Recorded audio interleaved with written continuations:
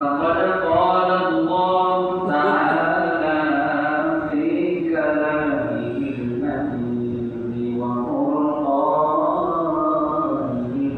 الحميد. أعوذ بالله من الشيطان الرجيم.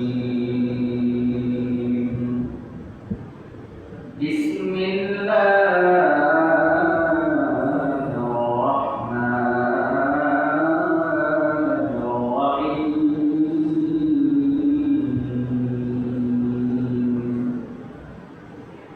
قل إن صلاتي ونسكي ومحياي ومماتي لله رب العالمين.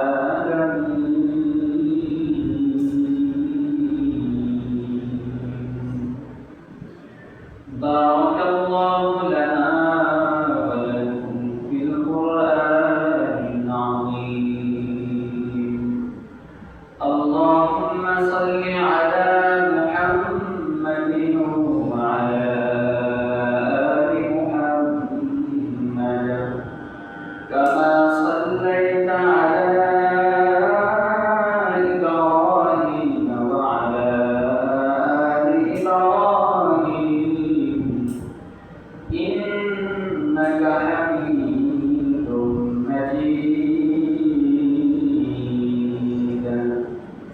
اللهم بارك على محمد وعلى آل محمد كما باركت على إبراهيم وعلى آل إبراهيم إنك حميد مجيد.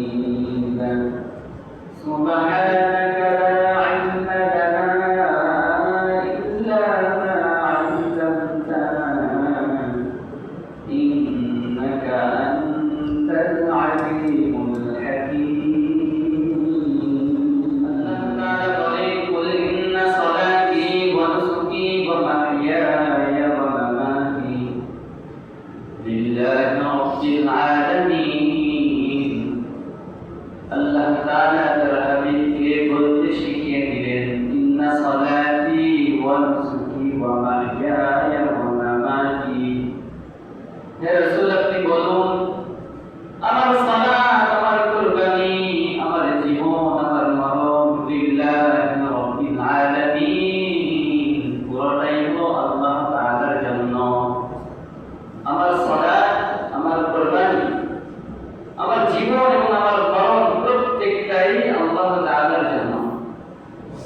এখন যদি আমাদের সালাতের মূল নীতি এটাই থাকে যে আমি সালাত আদায় করছি আল্লাহ পাকের জন্য, তবে এই মূল নীতির উপরে আমাদেরকে অটল থাকতে হবে এইভাবে যে আমি সালাত আদায় করছি, অতএব আমার মধ্যে রিয়ার কোনো অবস্থান থাকতে পারবে না, লোক দেখানো বা শৌখিনতার কোনো অবস্থান আমার মধ্যে স্থান পাবে না। যখন আমি কোরবানি করছি, আমার কোরবানিতে আল্লাহ তাআলা বলেন, ওয়া মানাতি ইন্না সালাতি ওয়া নুসুকি, আল্লাহ তাআলা বলেন তোমার কোরবানি হবে আল্লাহ তাআলার জন্য। যখন বান্দার কোরবানিটা একমাত্র আল্লাহ তাআলার জন্য হয়, বান্দা তখন দুনিয়ার মধ্যে শৌখিনতা বা লোক দেখানোর কোনো রিয়া নিজের অন্তরের মধ্যে স্থান দিতে পারবে না। যখন বান্দা কোরবানি করবে একান্তই নিয়ত থাকবে আল্লাহ তাআলার সন্তুষ্টির জন্য। আল্লাহ তাআলা যেটাকে ভালো করেন, যেইভাবে আল্লাহ তাআলা পছন্দ করেন, আমার কোরবানিকে আল্লাহ তাআলার সামনে সেইভাবেই আল্লাহ তাআলার সামনে পেশ করে দিতে হবে। তারপরে আল্লাহ তাআলা বলেন, ওয়া মামাতি ওয়া মাহইয়ায়া ওয়া মামাতি, তোমার জীবন এবং মরণ হবে আল্লাহ তাআলার জন্য। মানে হলো জীবন আল্লাহ তাআলা দিয়েছেন, জীবনের মধ্যে আল্লাহ তাআলা পেরেশানি দিবেন। এই পেরেশানি দিতে দিতে আল্লাহ তাআলা স্বস্তিও দান করবেন। একটা সময় ওয়ামামাতি, মৃত্যু এসে জীবনটাকে শেষ করে দিবে। অতএব যখন আমাদের জীবন এবং মরণ হবে আল্লাহ তাআলার জন্য, জীবনের শুরু থেকে মরণ পর্যন্ত যত কাজ আমার দ্বারা সংগঠিত হবে, প্রত্যেকটা কাজ হবে আল্লাহর সন্তুষ্টির জন্য। যেখানে জীবনটা আল্লাহর জন্য মরণটাও ঠিক আল্লাহর জন্য। সেখানে